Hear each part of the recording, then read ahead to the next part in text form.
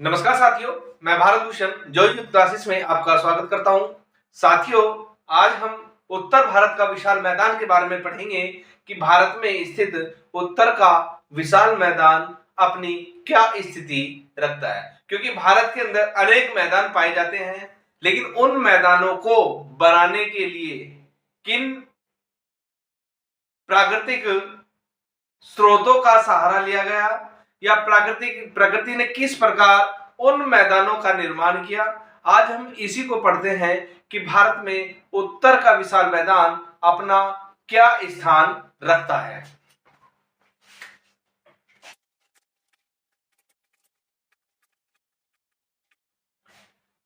भारत का उत्तर का विशाल मैदान, क्योंकि नाम से ही हमें जानकारी मिलती है कि मैदान की बात कर रहे हैं, हम उस भू स्थल की बात कर रहे हैं जो मैदानी क्षेत्र में बदल चुका है, मैदान के रूप में वो बदल चुका है। तो हम इस मैदान की बात करते हैं। जब हम मैदान की बात करते हैं तो यह मैदान गंगा नदी या ये सिंधु, गंगा और ब्रह्मपुत्र, इन तीन नदियों के द्वारा या इनकी सहायक नदियों के द्वारा इस मैदान का निर्माण हुआ। लेकिन निर्माण से पहले जो ये हिमालय पर्वत है, हिमालय पर्वत की तलहटी में, क्योंकि जितनी भी नदियां हैं, सिंधु हो, गंगा हो या ब्रह्मपुत्र हो, सब हिमालय पर्वतमाला से निकलती है और हिमालय पर्वतमाला की अलग अलग चोटियों से निकलती है। इसलिए यह मैदान भी इन नदियों के द्वारा हिमालय पर्वतमाला के चरण पादों या ये कहिए कि हिमालय पर्वतमाला के दक्षिण में स्थित है। क्योंकि दक्षिण हिमालय पर्वतमाला भारत के उत्तर में स्थित है, तो भारत के उत्तर से जब हम हिमालय पर्वतमाला से अपने मैदानों को देखते हैं तो वह स्थान दक्षिण की तरफ चला जाता है और यह सिंधु नदी से लेकर के और ब्रह्मपुत्र नदी का जहां मोड़ है, नामचा बरवा पर्वत या ब्रह्मपुत्र नदी का जो मोड़ है, वहां तक यह मैदान पाए जाते हैं और इनकी जो लंबाई होती है वो 2400 किलोमीटर लंबी होती है। कितनी होती है? 2400 किलोमीटर लंबी इन मैदानों की लंबाई पाई जाती है। दूसरी बात, यह 300 किलोमीटर से लेकर के 200 किलोमीटर तक की इसकी चौड़ाई भी पाई जाती है कि यह मैदान कहीं 300 किलोमीटर चौड़ा है तो कहीं ये 200 किलोमीटर की चौड़ाई पर स्थित है। तो ये मैदानों की विशेष स्थिति है। अगर हम इसके क्षेत्रफल की बात करें, लगभग 7 लाख वर्ग किलोमीटर, 7 लाख वर्ग किलोमीटर क्षेत्र पर यह मैदान अपना स्थान रखते हैं। इन्होंने लगभग 7 लाख वर्ग किलोमीटर क्षेत्र इन मैदानों ने घेर रखा है अपना, जहां जहां ये मैदान पाए जाते हैं। उत्तर में हिमालय पर्वतमाला है, तो दक्षिण में जब हम जाते हैं, हिमालय पर्वतमाला के दक्षिण में और प्रायद्वीपीय पठार के उत्तर में यह मैदान पाया जाता है। इधर अरावली जो राजस्थान में पाई जाती है, पंजाब, उत्तर प्रदेश और यहां पर बिहार, पश्चिम बंगाल तक ये मैदान पाए जाते हैं, क्योंकि ये 7 लाख वर्ग किलोमीटर क्षेत्र में फैले हैं। अब बात करते हैं कि इन मैदानों को या ये जो उत्तरी में भारत का जो मैदान है, इन्हें कितने भागों में बांटा गया है। प्रकृति के आधार पर देखा जाए तो इन्हें 2 भागों में बांटा गया है।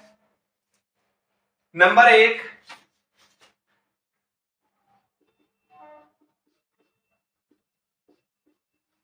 भौगोलिक विशेषता के आधार पर, एक तो भौगोलिक विशेषता के आधार पर है, दूसरा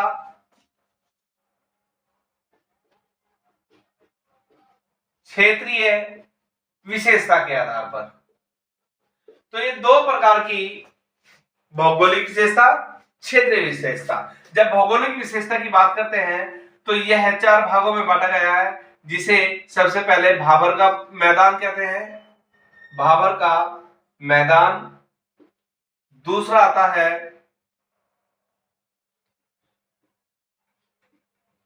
तराई का मैदान। तीसरा आता है बांगर का मैदान।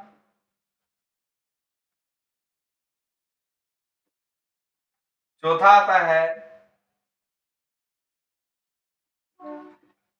खादर का मैदान। ये 4 भाग इसमें पाए जाते हैं जो भौगोलिक विशेषता है, क्योंकि भाबर वह स्थान है जहां नदियां अपने उद्गम स्थल से निकल करके बड़े बड़े कंकड़ों को, बड़े बड़े पहाड़ों को, पर्वतों को काट करके जब बहा करके मैदान की तरफ रुख करती है, मैदान की तरफ बहती है, तो वहां ये मोटे मोटे कंकड़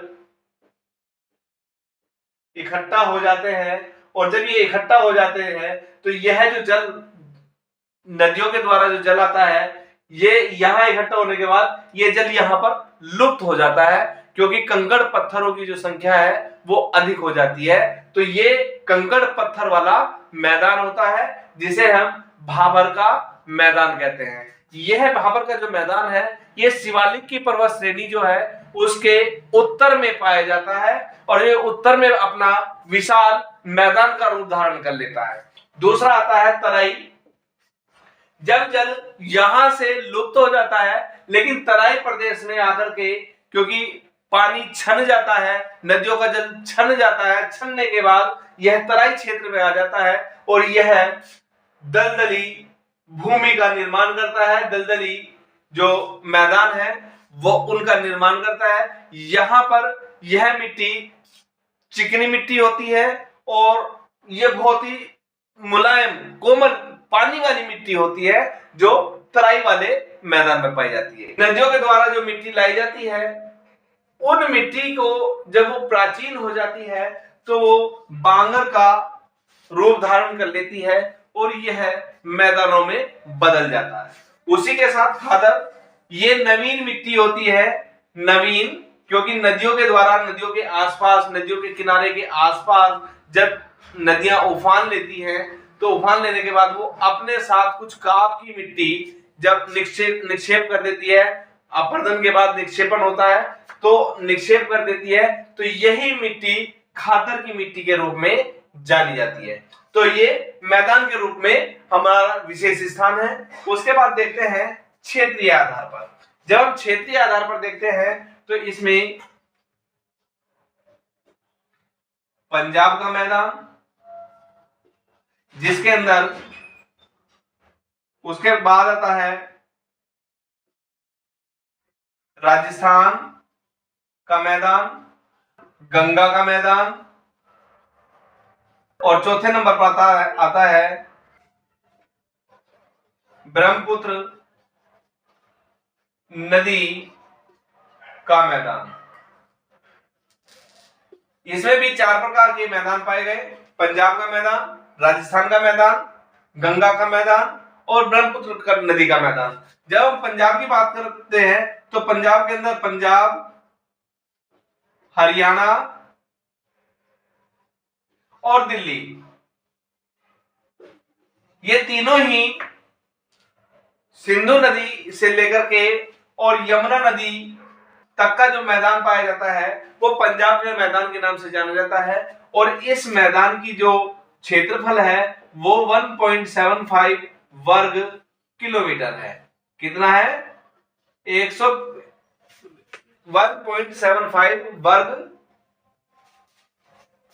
लाख वर्ग किलोमीटर है यह पंजाब का मैदान। उसके बाद राजस्थान का, राजस्थान के अरावली पर्वत के उत्तर से लेकर के ये मैदान पाया जाता है, जिसे राजस्थान के मैदान के नाम से जाना जाता है, क्योंकि वहां पर रेत ही रेत है, मरुस्थल है और वह पूरे मैदान के रूप में सपाट दिखाई देता है, समतल भूमि दिखाई देती है, तो वो राजस्थान का मैदान पाया जाता है। उसके बाद गंगा का मैदान आता है, तो गंगा का मैदान 3 भागों में बढ़ता है। ऊपरी गंगा,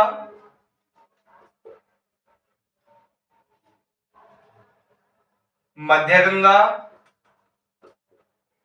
और निम्न गंगा। ये 3 प्रकार की गंगा का मैदान है। ऊपरी गंगा के अंदर आपका उत्तर प्रदेश, पश्चिमी उत्तर प्रदेश, पश्चिमी उत्तर प्रदेश का जितना भी क्षेत्र आता है वो ऊपरी गंगा नहर के अंतर्गत आता है, गंगा के मैदान के रूप में आता है। उसके बाद आता है मध्य गंगा, जिसके अंदर आपका बिहार और पश्चिम बंगाल का कुछ क्षेत्र ये मध्य गंगा के अंतर्गत आता है। यहां तक की बात है पूर्वी उत्तर प्रदेश का क्षेत्र भी इसी के मध्य गंगा के अंतर्गत आता है। और तीसरा आता है निम्न गंगा, जिसके अंदर तुम्हारा पूरा पश्चिम बंगाल का क्षेत्र, जो पश्चिम बंगाल के अंदर जो मैदान पाए जाते हैं उसका क्षेत्र निम्न गंगा के अंतर्गत आता है। उसके बाद ब्रह्मपुत्र नदी का मैदान गंगा के साथ मिलकर के असम के अंदर मैदान का निर्माण करती है और यही मैदान हमारे पूरे भारत के अंदर पाए जाते हैं। तो ये मैदानों का आज का वीडियो था। मैं आशा करता हूं कि आपको यह वीडियो पसंद आया होगा। धन्यवाद।